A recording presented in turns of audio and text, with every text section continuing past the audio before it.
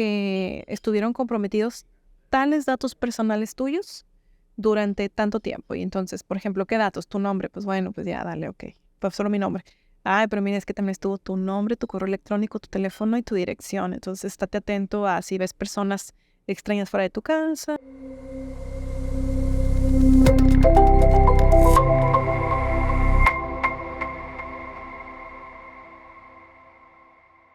Muy buen día a todos, bienvenidos a un episodio más de Hablemos de Seguridad, colaboración con ASIS y con AMPAC. En esta ocasión tenemos el gusto de tener con nosotros a la doctora Ángeles Guzmán, quien nos acaba de dar una excelente conferencia sobre el tema de datos personales.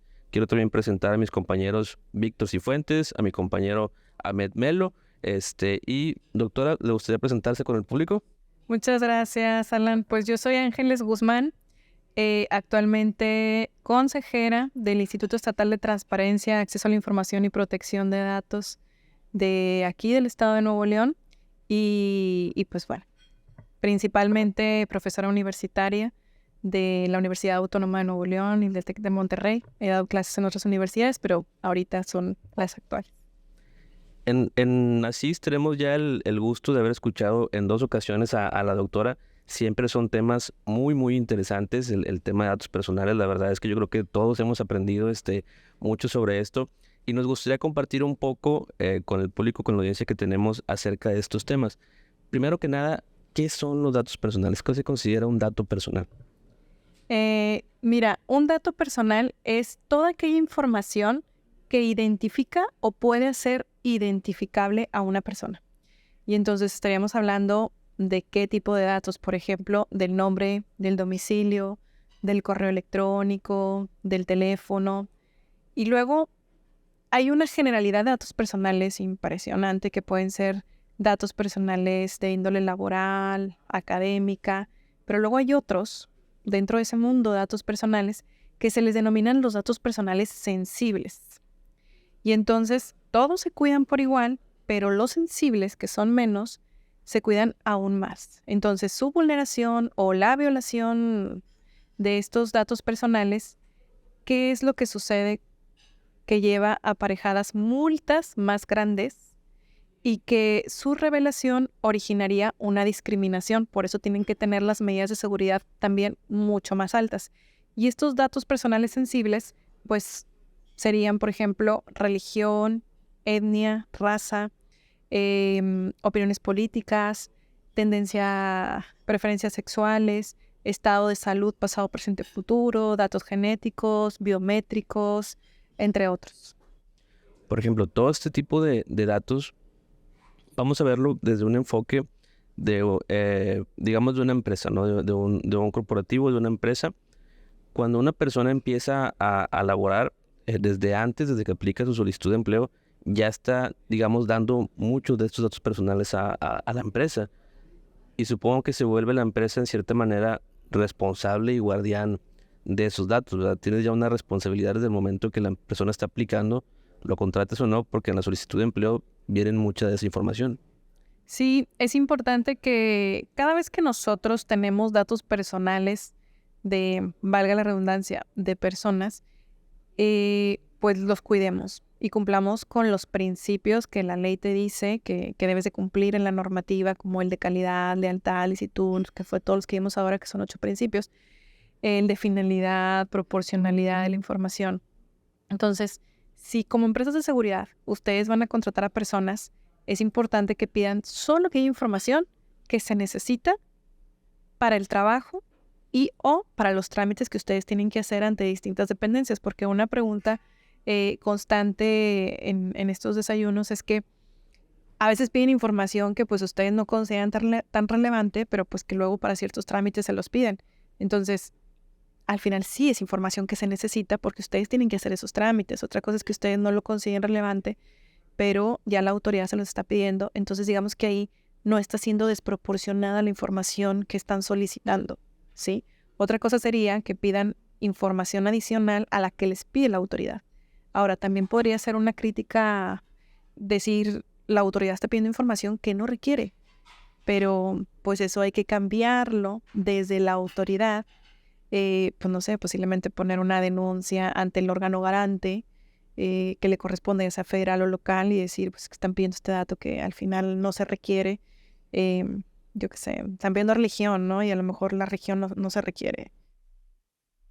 Ahora, viéndolo desde una perspectiva, digamos, donde, por poner un ejemplo, yo trabajo como encargado de seguridad en una empresa de manufactura, con, no sé, a lo mejor 2,000 empleados.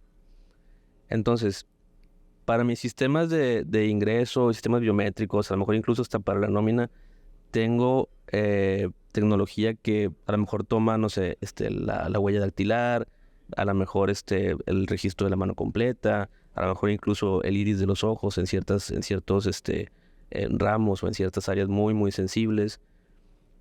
Pero en ocasiones, digamos que subcontratamos un servicio para ese tipo de tecnología. ¿Cómo aplica ahí esos datos que a lo mejor pasan incluso para una tercera persona, que es la persona que me maneja ese tipo de equipo, pero el empleado me lo está dando a mí como empresa? Ok, esa sería la figura del encargado de protección de datos personales. Entonces es un prestador de servicios para la empresa de ustedes. En esta cuestión de protección de datos personales aparecen tres personajes importantes en esto, ¿no? Que es el titular de los datos personales, que es el dueño de los datos personales, titular, el responsable de los datos personales, que en este caso, por ejemplo, serías tú como empresa de seguridad que me estás contratando a mí para trabajar contigo, ¿no? Yo sería la titular de los datos personales, tú serías el responsable de los datos personales. Y tú eres el que lleva toda la responsabilidad, respondes ante la ley, etc. Pero luego, en este ejemplo que tú me estás dando, de esta persona externa a tu empresa que te está dando un servicio de recogida de información de los biométricos míos cuando yo voy a accesar a la empresa, etcétera, se le denomina el encargado. Y entonces, vamos a suponer que Víctor es el encargado el que está prestando ese servicio a tu empresa. Entre ustedes dos tendrán que hacer un acuerdo de confidencialidad en el que van a especificar expresamente qué es lo que va a hacer Víctor. O sea, Víctor, ¿qué rol va a jugar aquí? Pues mira, tú vas a recoger todos los datos necesarios únicamente para el ingreso de Ángeles a la empresa. Y entonces también habrá que ver si yo voy a tener acceso a todos los sitios, si incluso donde están los servidores, o a lo mejor nada más tengo acceso al área administrativa, pero no al área de seguridad de la información, donde están cuidando todo aquello más importante, no sé, imagínate un hospital donde están información más delicada de ciertas enfermedades, quirófanos, etcétera, bancos donde están los valores y demás. Entonces, el encargado únicamente va a hacer lo que el responsable le dice. Pero hay del encargado que empiece a disponer de esa información de manera distinta a la que tú le dijiste, porque entonces ya va a responder como responsable ante la ley y entonces ya será acreedor de multas, etcétera. Luego aquí una cosa importante también a saber es que la ley ya prevé que el encargado pueda a su vez subcontratar a alguien más, solo con el permiso del responsable. Te tiene que informar y tú tienes que autorizar. Y entonces, pues se está viendo más brechas de seguridad, sí, claro, pero pues es algo que ya se prevé. Pero únicamente van a hacer lo que el responsable le dice que haga. Ok, entonces me supongo que como empresa de cualquier giro, debes tener una política muy clara y muy bien estructurada en cuanto a la privacidad y al uso y manejo de datos personales de la gente. ¿Y qué debería llevar este tipo de política? Mira, hay políticas administrativas, físicas, de software, etcétera, que ya son muy técnicas y hay que describir exactamente todos los procesos que se tienen que hacer. Incluso hay privacidad por diseño y privacidad por defecto, por default, que se están adelantando, hacen diseños, ven dónde van a estar las brechas de seguridad y empiezan a trabajar sobre eso, pero ya son cuestiones donde hay que llevar de la mano también con informáticos y con gente de tecnologías. Pero de origen lo que se tiene que tener es el aviso de privacidad, en donde en la recogida de datos, en la recopilación de toda esta información, ustedes al titular ya le están diciendo toda la información que van a recabar, para qué la quieren, qué transferencias van a hacer, etcétera. Y sí, efectivamente, hay que tener eso todo muy detallado porque en el dado caso que ustedes tengan una denuncia por vulneración de datos, lo que ustedes le tienen que comprobar a la autoridad es que efectivamente ustedes estuvieron abordando ese tema, estuvieron preocupados por el tema, se ocuparon del tema, pues con distintos lineamientos internos, etcétera. Y, por ejemplo, en el tema de gestión de riesgos, ¿qué pasa si como empresa llegamos a ser víctimas de una vulneración, a pesar de que teníamos ya nuestras contramedidas para prevenir?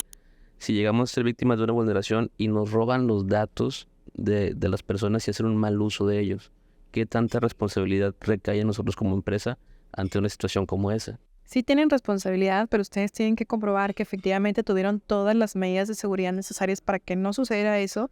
Pero bueno, mira, han hackeado hasta la Sedena, ¿no? Lo vimos en las noticias.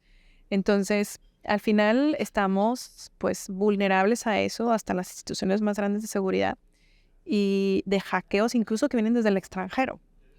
Entonces, lo importante también es que cuando nos vemos ante una situación de estas, de una brecha de seguridad, es informar a los titulares de los datos personales que se vieron afectados con esa brecha de seguridad, ¿no? Entonces, decirle a estas personas, oye, que sepas que estuvieron comprometidos tales datos personales tuyos durante tanto tiempo. Y entonces, por ejemplo, ¿qué datos? Tu nombre, pues bueno, pues ya, dale, ok. Pues solo mi nombre. Ay, pero mira, es que también estuvo tu nombre, tu correo electrónico, tu teléfono y tu dirección. Entonces, estate atento a si ves personas extrañas fuera de tu casa, se les puede dar recomendaciones, cambia claves, el teléfono, pues ten cuidado cuando lo contestes y por un tiempo, ¿no? Y decirle, oye, pues mira, también es diferente decir, estuvo comprometida tu información 5 minutos, 1 hora, a decir, estuvo comprometida un mes, que no nos dimos cuenta, ¿sí? Entonces, pues sí hay ciertas cosas a considerar en esos momentos. Yo tuve un caso desafortunado en el tema de datos con una empresa, ¿cómo podría decirse? Una agencia de viajes. Me marcó la agencia de viajes o se presentaron en nombre de la agencia de viajes para ofrecerme un paquete de viajes, pero me dieron dieron mi nombre, dieron las fechas en las que yo ya había realizado un viaje con la supuesta empresa y digo, resultó un fraude. Yo pagué el viaje pensando porque me dieron tantos datos de mi esposa y míos, dieron las fechas en las que fui, el hotel al que fui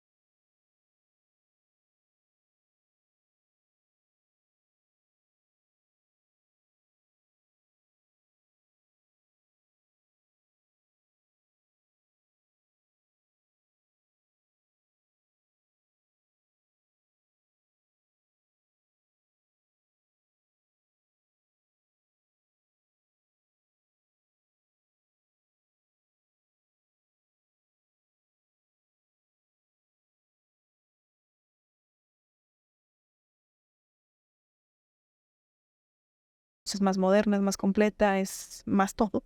Y de hecho la federal del 2010 pues ya requiere de una reforma que pues ha sido una asignatura muy pendiente del legislativo, del poder legislativo. Pero pues sí, ahí están esos temas. Es un gran desconocido el tema, pero que sepan que desde los institutos de transparencia, acceso a la información y protección de datos personales, que hay uno en cada una de las entidades federativas, o sea, hay 32 más el federal, hacen constantemente cursos, diplomados, seminarios, pero pues como la gente no los conoce, no saben que existe, es un órgano constitucionalmente autónomo que no depende de ninguno de los poderes, como el INE, pero el INE se conoce más porque tenemos la credencial de elector, entonces pues por ahí se conoce más. Y fíjate, Víctor, que ahorita lo que comentabas de esta agencia de viajes, pues que es afortunado, yo siento, qué caso tan desafortunado, siento mucho que hayas pasado por eso, pero eso ya te da un indicio a saber que en la brecha de seguridad lo tuvo esta agencia de viajes. Entonces tú pudiste haber puesto una denuncia ante el INAI de eso, porque ellos pueden decir, no, es que nosotros no tuvimos, o sea, nosotros no dimos tus datos, puede ser que no los hayan dado, puede ser que haya sido un ex trabajador de ahí, que se llevó toda la información, o que se la pasó Porque a una persona. también estaba la duda si pudo haber sido el hotel, porque en el hotel también tenían los datos tanto de la agencia de viaje con la que íbamos. O sea, mi esposa me decía, oye, es que fue el hotel. Y digo, no, yo creo que fue la agencia de viajes. Entonces ahí quedó esa duda y todavía no escuchaba la charla, yo todavía no conocía. Sí. Pero ahorita, ¿Hace cuánto fue? eso fue hace un año. Pues yo creo que todavía podrías poner la denuncia al INAI De hecho, en contra de la agencia y del hotel. el otro, Contra quien resulte responsable, pero mis principales sospechosos son tales y la tales. agencia, Price Travel, por cierto. No, quemándolos. El otro mes me estuviera yendo de viaje ya, lamentablemente. Ahora, un punto importante, y creo que no hemos tocado ese tema, el tema de las multas. ¿Cuánto es el bolsillo? ¿Cuánto nos va a pegar en el bolsillo, no? Si vulneramos este tema de información. Mira, más o menos, aproximadamente, digo aproximadamente porque luego hay algunas multas que se rigen por la UMA y otras por el salario mínimo y pues va variando, ¿no? Pero para la IP, las multas pueden andar oscilando por ahí los 65, 75 millones de pesos. Claro, esto ya duplicado en caso de reincidencia, por vulneración de datos personales sensibles, etcétera. Entonces estamos hablando que las máximas normales pues, a lo mejor son como de 36 millones de pesos. Eso para la IP, con la ley federal de particulares. La ley general impone unas multas para el sector público más o menos, así las máximas, duplicado en caso de reincidencia tal, como de 135,000 pesos, que serán pagadas no con recursos públicos, porque esas se las imponen a los funcionarios públicos, Claro. sino con el dinero propio de quien vulneró los datos personales. Ahora, un ejemplo. Yo vulnero los datos personales de una persona. ¿La multa recae sobre mí o recae sobre mi empresa? En el caso de la IP, sobre la empresa, porque es la responsable. O sea, yo si le doy mis datos personales porque voy a trabajar en la empresa de seguridad, yo no se los estoy dando a Víctor, a Alan, no, yo se los estoy dando a empresa, seguridad privada, tal. Okay. ¿Sí? Entonces, ellos son los responsables. Claro, ¿qué va a hacer esta empresa? Va a decir, pues bueno, ahí va, lo pago. Y ahora se va en contra de ti porque tú fuiste y ya será un procedimiento distinto el que la empresa te va a iniciar a ti. Okay. Por haber incumplido con tu trabajo, por negligencia, por yo qué sé. Y ahí el castigo depende, la multa depende de la empresa, no hacia tu persona. Además, sin tu trabajo. Es correcto. Sí.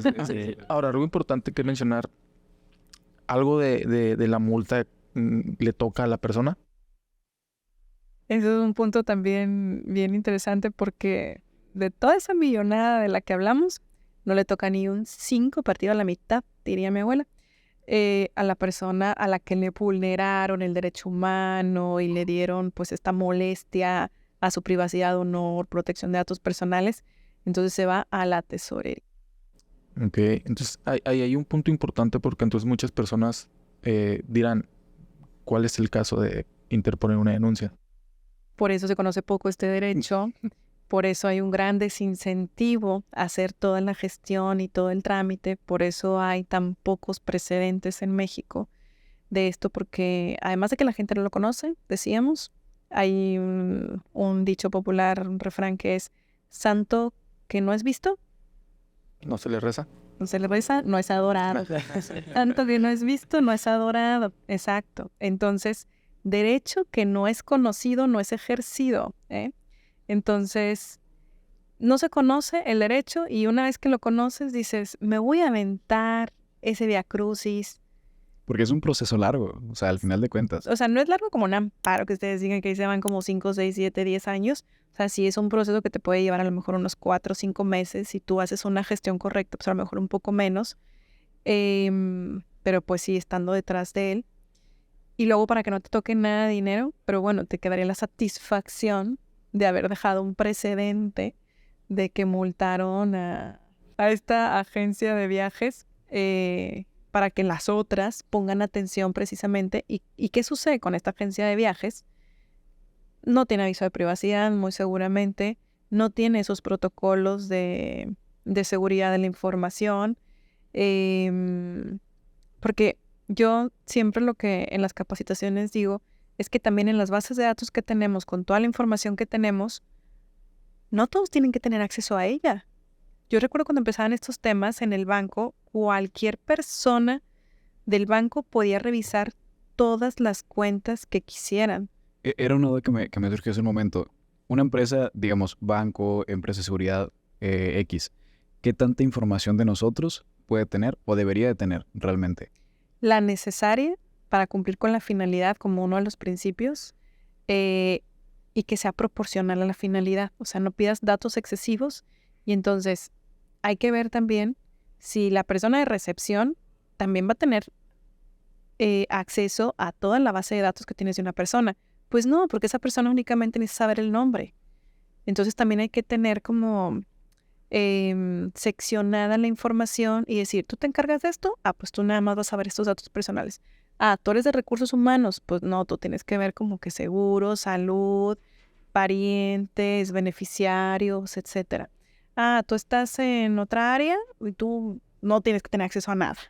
Pues bueno, entonces realmente para eso son las claves también del personal, porque una vez que tú entres a ver cierta información que no te correspondía por alguna cosa, esa clave te va dejando una huella digital que no dactilar. Una huella digital de por dónde estuviste realmente. Entonces, por eso hay que tener pues controles. Es más, esa tarjeta que a veces se pone en la entrada para accesar a ciertas puertas, sigue siendo una medida de seguridad para proteger información. Ustedes imagínense, ahorita las bases de datos son electrónicas, Sí. pero antes, cuando eran físicas, en el Seguro Social, por ejemplo, que el archivero estaba en el pasillo donde esperabas a que el médico te pasara, pues, con la llave perdida del archivero. Cualquier persona podía entrar. Cualquier persona podía andar husmeando si la secretaria se levantaba, etcétera. Entonces, si vamos a suponer que esos archiveros físicos todavía existiesen, pues tendrían que estar en una habitación bajo llave. Pues sí, efectivamente hay instituciones del sector público, de gobierno, que no obstante está esta ley de protección de datos personales, no tienen las medidas de seguridad. Y un gran problema de esto precisamente son las personas becarias o meritorias en el Poder Judicial. De hecho, no sé si todavía existan los meritorios. Yo fui meritoria hace muchos años al Poder Judicial. Y o sea, esto era muy bueno porque aprendías, tenías acceso a mucha información, tenías trato directo con el juez, con los secretarios, etcétera, y pues veías el día a día. Pero ahora visto, pues, en retrospectiva, ustedes imagínense que eso fue hace 20 años, ¿no? Hay que editar eso. Bueno, pueden dejar.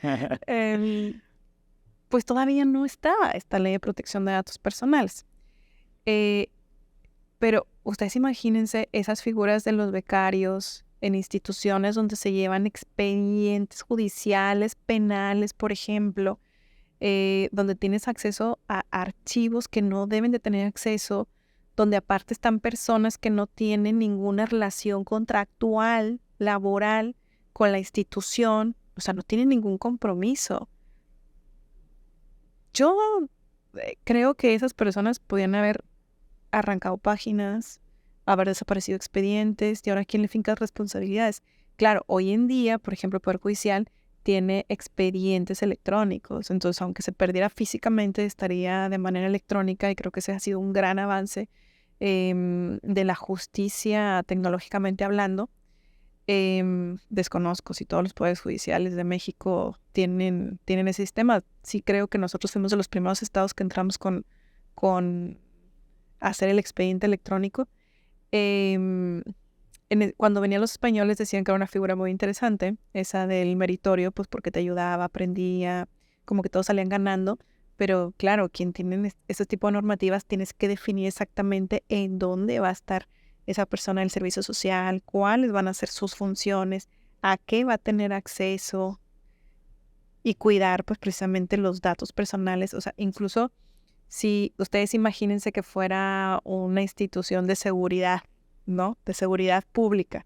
O sea, que tuviese acceso a estrategias de seguridad, sería súper riesgoso. Definitivamente. Creo que con todo esto queda muy claro la importancia de hacer un análisis a los riesgos que puede existir en cuanto a la privacidad y el manejo de datos personales. Y sobre todo el costo-beneficio de implementar un programa de protección a esa privacidad y datos personales. Pero, por ejemplo, ¿dónde podría una empresa conseguir una asesoría para poder tener un programa robusto y prevenir de la mejor manera ese tipo de situaciones? Mira, las cuestiones de protección de datos personales se siguen a través de la justicia administrativa.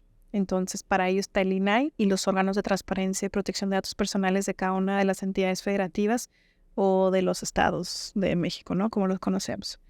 Tienen programas muy amplios de acceso a la información y de protección de datos personales, más de acceso a la información que de protección de datos personales.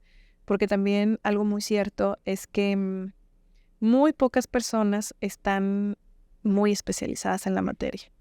Incluso a veces se llegan a tener pues algunos deslices, incluso institucionalmente hablando con estos órganos garantes sobre protección de datos personales porque apenas estamos avanzando en la materia. O sea, sí tenemos una normativa, tenemos un órgano garante, pero los asuntos que llegan, te estoy hablando que al año, si llegan a lo mejor 300, 400 expedientes a cada ponencia de acceso a la información, llegan 5 datos personales. O sea, y 5 por temor a equivocarme, como no sea uno al año. O sea, imagínate, o ninguno. Entonces, pues estamos en pañales realmente con esto. Entonces, ¿a dónde acudir? Pues realmente buscar a los especialistas en protección de datos personales, que cada vez hay más especialistas de protección de datos porque pues ya es un tema muy instituido en México, otra cosa que sea altamente desconocido. Yo, por ejemplo, tengo un doctorado en Derecho Constitucional, especializado particularmente en derechos humanos y luego particularmente en protección de datos personales, pero pues esto yo lo vine a estudiar hace pues, muchos años cuando empecé con el doctorado en España. Aquí todavía ni siquiera estaba el tema. O sea, de hecho, cuando empecé con mi tema de tesis, yo decía la protección de datos personales en México. No sé cuál protección de datos personales en México, es que no teníamos. No teníamos, entonces, bueno, digamos que pues muchos de los que de esta generación mía sabemos ese tema, es porque nos fuimos a estudiar al extranjero el tema, donde ellos realmente... Este derecho es de cuna europea, surge en Europa, entonces yo aquí pues ya me la he pasado diciendo que es muy nuevo, pero es un derecho humano pues tampoco tan nuevo, o sea, surgió en los 70s en Europa, en Alemania. Entonces, en Europa pues están más desarrollados en estos temas. De hecho, ellos tienen agencias especializadas de protección de datos personales. Aquí se llevan en instituciones que llevan acceso a la información, transparencia, gobierno abierto, coadyuvan en el Archivo General de la Nación y además protección de datos personales, entre otros temas que seguramente estoy olvidando. Entonces, no termina de florecer este derecho porque además se ve muy opacado por el acceso a la información que surge a partir, pues, de cuestiones de corrupción que los países tienen, ¿no? Entonces, aquí no surgió protección de datos, pero surgió acceso a la información y transparencia, ¿no? Aquí en México. En España surge primero y en Europa protección de datos personales y después acceso a la información. Entonces, ¿quién los fue a asesorar a ellos en acceso a la información y transparencia? Nosotros. ¿Y quiénes nos vinieron a asesorar de protección de datos personales? Pues ellos. Es un ganar-ganar al final. Ayuda mutua. Sí. Ok, definitivamente es muy interesante todo este tema. ¿Cómo vamos de tiempo? ¿Estamos bien? Sí. Ok. Por ejemplo, ¿qué pasa con el tema de aplicaciones de Internet?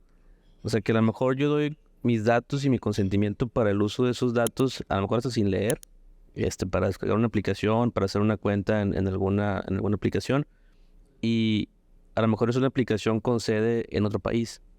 Ahí, ¿qué sucede si en algún momento ellos llegan a vulnerar mis datos? Miren, eso es todo un problema, porque además estamos con aplicaciones gratuitas. Entonces, cuando hay algo gratuito, el producto eres tú. Sí. No leemos los avisos de privacidad, no leemos la normativa.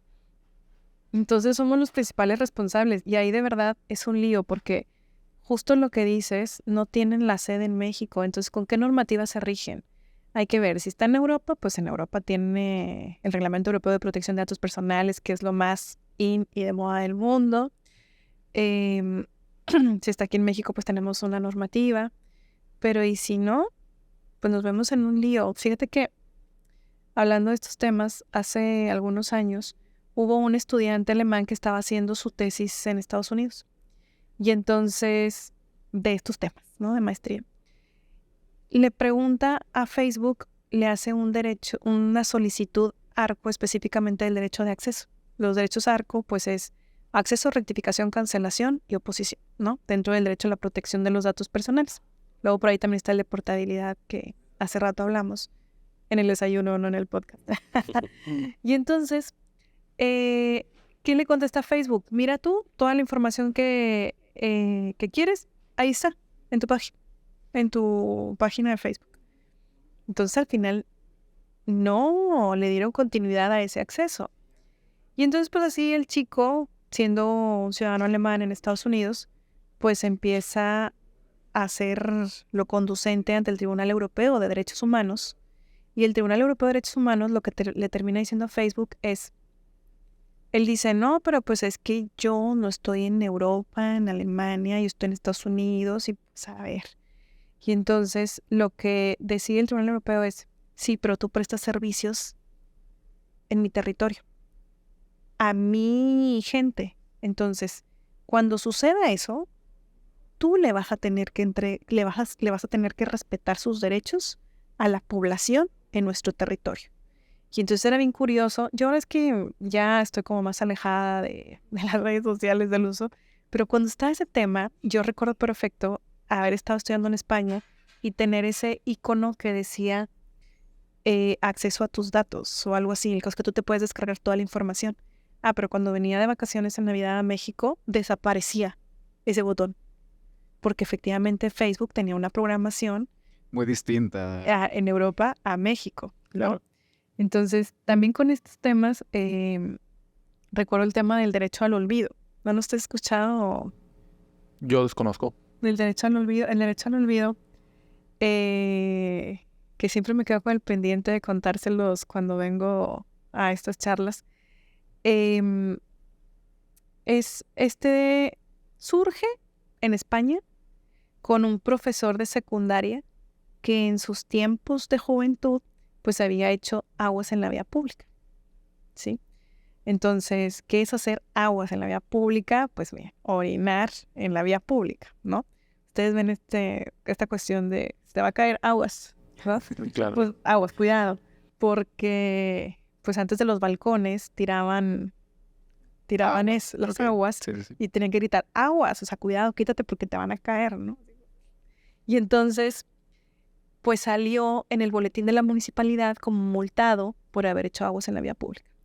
Pues ya esta persona crece, se desarrolla, es profesional, es maestro de una secundaria y era motivo de que los niños o los adolescentes fueran a buscar el boletín de la municipalidad y entonces se burlaban del maestro. Le hacían bullying. Me hacían bullying exactamente al maestro.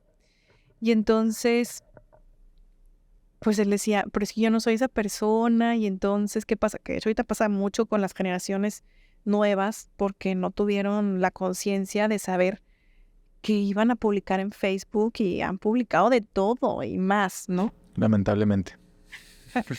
Tenemos a alguien que lamentablemente ha publicado eso. Y entonces, pues ahí empieza como la cosquillita esta de qué hacer con esto, porque aparte está en un documento oficial, en un boletín oficial. Lo quitamos de ahí, como lo quitas si era algo oficial, ¿no? Entonces, bueno, eso por un lado. Y luego, entre otros casos, o sea, para que vean cómo va la construcción, ¿no? ¿En qué terminó? No sé. Pero luego viene el señor Costeja. El señor Costeja deseaba ser olvidado y ahora es recordadísimo por su caso. Pero el señor Costeja no es una sola persona, es una persona que representa, o sea, que representa muchos casos parecidos a esto que les voy a contar.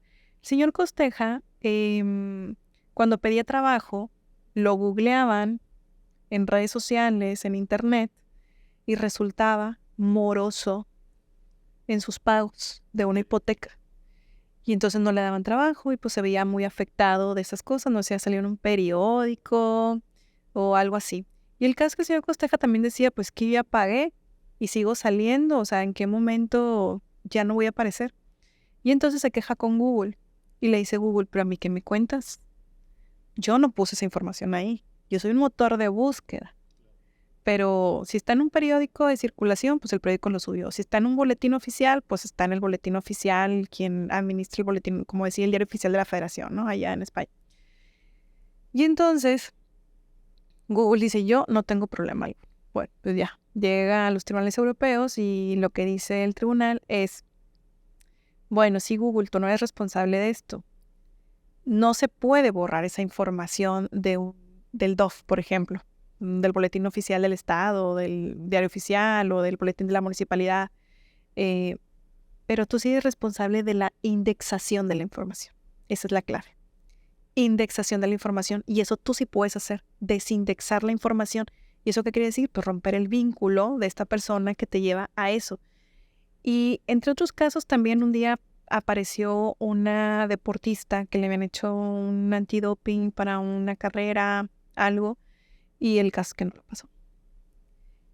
Esta deportista crece y tiene hija y luego dice, pero es que yo con qué calidad moral le voy a poder decir a mi hija, no hagas muchas cosas si yo tengo una nota de prensa ahí. Y encima, o sea, salió que era equivocado el resultado de ese antidoping, pero ella continuaba ahí. Entonces, pues tú no puedes cambiar la edición del periódico de hace muchos años, pero sí puedes desindexar esa información, porque antes, si tú querías por morbo averiguar cosas de personas, pues tenías que ir al registro civil. Entonces, levántate de tu cama, cámbiate, ve en el coche, en el camión, lo que sea, al registro civil, ve al registro público para ver qué propiedades tiene, ve a la biblioteca a ver los periódicos activos. Te costaba un poquito más conseguir información. Y ahora mira, entre comercial y comercial de la televisión, entre que me levanté por unas palomitas viendo Netflix o lo que sea, y déjame googleo Ángeles Guzmán, a ver qué me sale. Entonces ya tenemos toda esa información.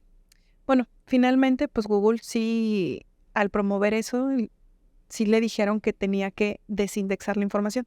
Solo que el derecho al olvido no lo tenemos en México. Y no existe como derecho al olvido. En realidad ya el Reglamento Europeo de Protección de Datos, eso que les estoy contando es como antiguo, pero sigue como la curiosidad en torno al tema. El Reglamento Europeo lo que dijo es que no hay un derecho al olvido, lo que hay es un derecho de cancelación de la información. Y en México, pues al final no tenemos ese derecho al olvido, pero sí que se podría promover una especie de derecho al olvido hablando de una desindexación de la información, pero ojo, tendrías que hacerlo en cada uno de los motores de búsqueda. Con Google tendrías que hacer uno, con Yahoo otro, Bing, Safari. YouTube, Facebook, Exacto. con cada uno ir... No. Exacto. ¿Cuándo acabas, no? Un día yo me quejé porque mi teléfono privado estaba en internet. Y entonces resulta que era una institución federal de las más importantes de México que daba acceso a mi teléfono por un concurso en el que participé y entonces estaba mi currículum con la información testada que decir tachada con negro y tal. Pero de alguna manera el PDF como que reconocía el teléfono y tú ponías mi nombre y la siguiente línea en Google era mi teléfono celular privado. Y entonces cuando yo hice la solicitud de derechos ARCO, la de cancelación, claro, le dieron trámite, pero miren, en 3 días. Y me dicen, bueno, ya no depende de nosotros, ahora depende, pues nosotros hicimos lo que tenemos que hacer. Y yo, entonces, ¿ahora de quién depende? Porque mi teléfono sigue apareciendo ahí. No, pues de Google. Y yo, ¿cuánto se van a tardar? No sé. Le dije, no, es que tú sigues siendo el responsable, ¿eh? Porque yo te los di a ti. Mira tú a ver qué gestiones haces. Entonces, al ser una institución federal, o sea, una de las 3 más importantes, pues tienen vínculos pues con muchas empresas muy directos, ¿no? Entonces, lo que hicieron ellos fue hacerme un derecho al olvido que tampoco yo había solicitado, porque también a ese proceso, pues no cualquiera participa, tampoco me interesaba que no apareciera yo ahí. Pero si tú googleas mi nombre, no aparece nada de ese proceso. O sea, ese proceso lo he hecho como 4 veces, pero ese no aparece. Pero en YouTube sí. Es que es exactamente lo que... Sí, entonces esa es la razón. Sí. Sí. Doctora, créame que nos encanta platicar con ustedes estos temas. Siempre es algo muy interesante para nosotros desde la perspectiva de seguridad. Desafortunadamente por tiempo ya tenemos que cerrar. Me gustaría nada más hacerles sí, una última pregunta con respecto a CIS. A lo mejor para usted no era algo tan común o no era algo tan conocido, pero ¿qué le ha parecido pertenecer o venir a platicar con nosotros en asociaciones como ASIS y AMPAC? Mira, la verdad es que yo estoy encantada. Yo agradezco a mi querido amigo Víctor Cabrera que me introdujo con ustedes, me ha presentado a personas valiosísimas como ustedes en ASIS. Y la verdad es que para mí ha sido toda una experiencia venir a compartirles lo que yo conozco, estudiarlo en función de las cuestiones más técnicas y especializadas a las que ustedes se dedican. Y sobre todo es sumamente enriquecedor para mí esta retroalimentación que se da con las preguntas, ¿sí? Porque siempre cuando empiezo las charlas les digo, esto no es una conferencia magistral, o sea, pregunten. Porque realmente las preguntas es donde yo aterrizo más mis conocimientos y hago nuevas reflexiones en torno a los temas. Y aparte, pues que son unos excelentes anfitriones, ¿qué les digo? O sea, a mí me encanta venir con ustedes a charlar sobre estos temas. Perfecto. Entonces sí recomendaría definitivamente a la gente que se una a asociaciones como estas, como ASIS y AMPAC. Ay, por supuesto. Únanse a estas asociaciones porque además en estas conferencias que pueden ser de tintes variopintos, o no necesariamente siempre de seguridad, por lo que un par de veces yo he visto, sí que siempre viene una persona dedicada a seguridad y yo es que he aprendido un montón. Hoy, por ejemplo, estuvieron de videovigilancia con unas cámaras súper sofisticadas presentando estas cámaras. En otras ocasiones han venido de seguridad privada y helicópteros y de traslado de personas. O sea que son temas súper interesantes en los que pues muchas personas no estamos y aunque no se dediquen al rubro de seguridad, pues para aprender de estos temas son unos espacios magníficos. Perfecto, pues de nuevo agradecerle, doctora. No sé si quieren comentar algo, compañero. Nada, pues igual, muchas gracias por darnos el tiempo de esta plática. Yo creo que desde la primera ocasión que vino a darnos una no conferencia, ya nos habíamos quedado con ganas de querer tener esta sesión en este podcast. Igual, hacer la invitación para una segunda parte de esta plática y seguir continuando con más temas nuevos que de seguro van a salir. Claro, cuando guste. Agradeciendo simplemente su participación y esperando tenerla nuevamente aquí una vez más. Muchas gracias. Perfecto, pues también muchas gracias, doctora, y muchas gracias a todo el público que nos ve. Gracias a CIS, gracias a AMPAC por las facilidades y pues nos vemos en un próximo episodio. Hasta luego. Hasta luego.